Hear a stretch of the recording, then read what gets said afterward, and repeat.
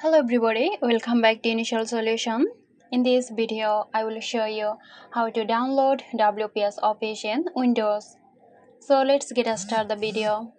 Open your web browser and search for WPS Office for PC. Click here.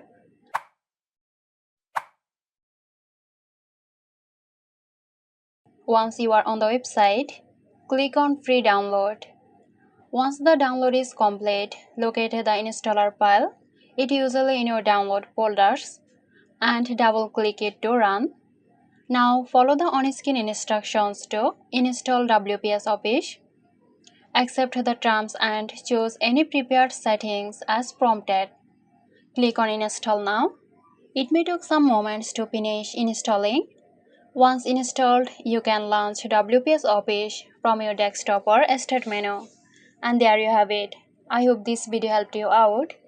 Stay tuned for more helpful tutorials here at Initial Solution. This video is sponsored by Zerosoft. Zerosoft offers graphic design, UI UX design, digital marketing and web development. Elevate your brand with Zerosoft today. For more details, check the description box.